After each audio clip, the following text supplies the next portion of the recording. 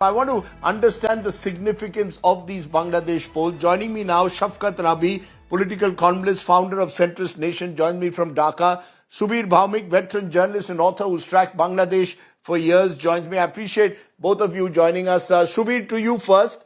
Do you believe that this is a watershed election in Bangladesh, or is it, as Sheikh Hasina has called it, a farce because the Awami League is not participating in the election? When your major party doesn't participate, can the elections truly be called free and fair?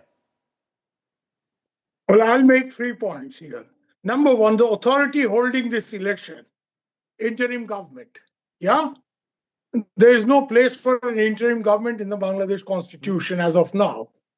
Secondly, this election is tagged along with a referendum. There is no provision in the existing Bangladesh constitution for a referendum. Now, the subject of the referendum is to pave the way for a new constitution, but at the moment, Bangladesh is supposed to be functioning on the basis of an existing constitution, which is the 1972 constitution. There is absolutely no provision either for a referendum or for an interim authority in the constitution. So therefore, there is obviously a serious question of legality about both the authority conducting the election and also the way it is conducted, which means tagging an election along with a referendum. Bangladesh has had referendum before, but never tagged with an election.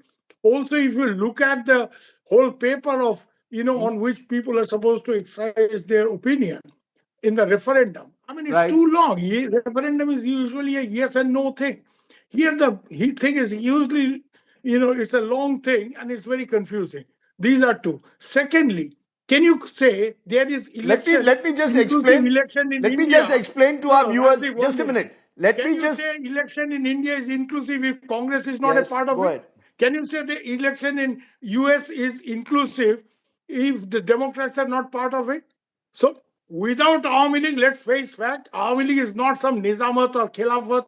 Awami League is a party which has ruled Bangladesh for half of its post-independence history. It's the party which led the liberation war. It's a party which commands easily 35 to 40% of the popular vote. You keep it out of the election and you pretend it's an inclusive election, it's a joke. It's an absolute joke. Okay, just to explain, the election, this referendum that Subir spoke about is the July National Charter 2025 document drafted by the interim government under Muhammad Yunus, proposing constitutional reforms like term limits for Prime Minister, two-chamber parliament, focus on Bangladeshi identity. I want to bring in Shafkat Rabi. Shafkat Rabi, you're hearing Subir Bhaumik calling the election a joke because Awami League is not participating. How do you see it? Do you see this as a watershed election? So the election and the government is not illegal because the Yunus government has a Supreme Court ruling at the beginning of its formation. So it is not illegal, number one. Number two, the gentleman brought up the example of Congress not being in the election or Republican Party not in the election. Unfortunately, neither Congress nor the Republican Party ever fled from a country. So that's the statistics you also need to consider when you are making those statements.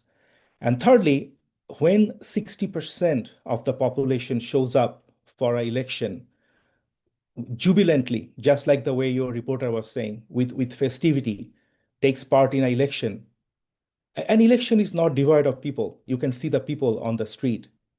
And there are many polls after polls after polls that were conducted over the last 1.5 years.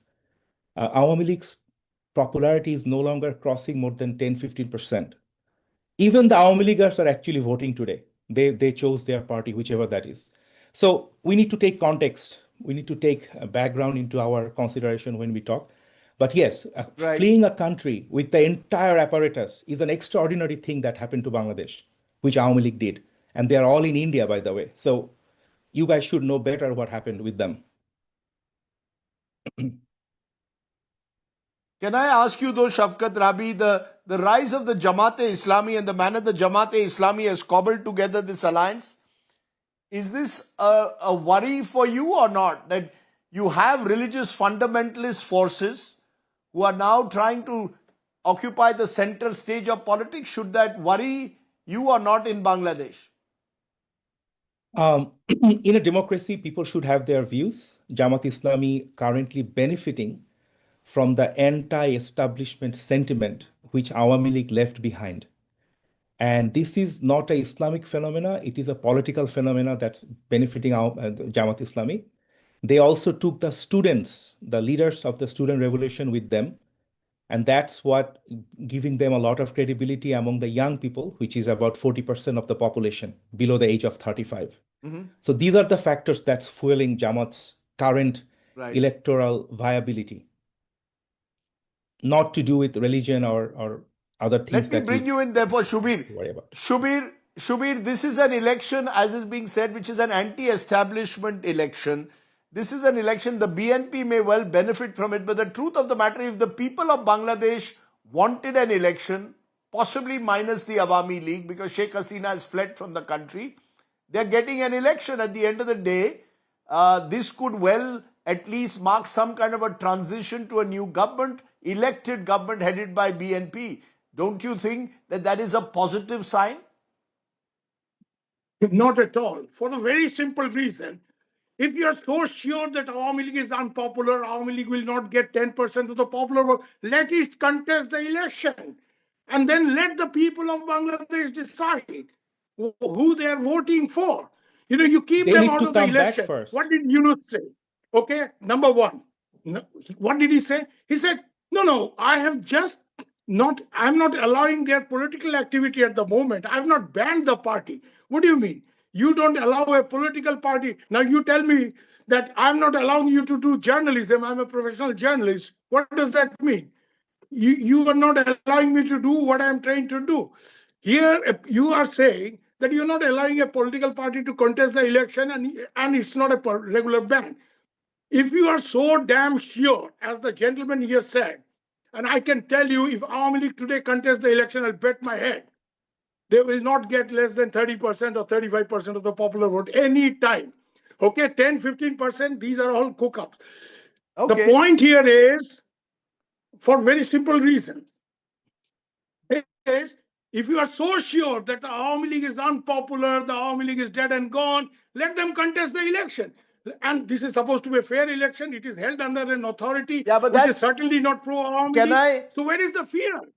That is not Okay, can I you can I allow though Awami League can to I contest. though ask Secondly, can I no, though ask my Rajdeep, guest? let me- Can I? Okay, No, sir. let me bring I've one got more thing limited here. time, Shubir. Until We'll have a 11 longer o'clock. discussion. Yes. No, Yes. this gentleman talked about the figures. Until 11. Until 11 o'clock, only 14% vote had been cast. Suddenly at 12 o'clock, the figure goes up to 32%. This is a manufactured turnout, okay? And realities will come out. There are obviously a lot of people there Okay. in Bangladesh who have a problem Okay, of well, speaking the truth because Our they will face a reporters mob on the if they ground speak the did truth. see. Our reporters on the ground have seen, sir. Our reporters on the ground have seen very long queues. But I want to ask my friend from Bangladesh in conclusion, what would a BNP I will government give you mean for videos India-Bangladesh ties? of Is Tariq constituencies Rahman of ready? polling booths where there is not a Just a single minute. voter. Just a minute. Is Bangla? Okay, but the end. I will go by my reporter on this, Shubir. I'm asking my guest from Dhaka. Do you believe that if Tariq Rahman wins, the BNP wins, he will try to reset elections with India? Yes or no? A quick answer. Well, no political party in Bangladesh is going to do anything detrimental to the national security of India. Let that be Jamaat, let that be BNP, let that be the communists. Nobody. Okay, so you should not worry about that. Awami League's biggest friend are these gentlemen. They are still shouting on TV channels for a party that fled a country. Anyway, I'm not getting to that. But yes, both political parties will honor a respectful relationship with India, Right.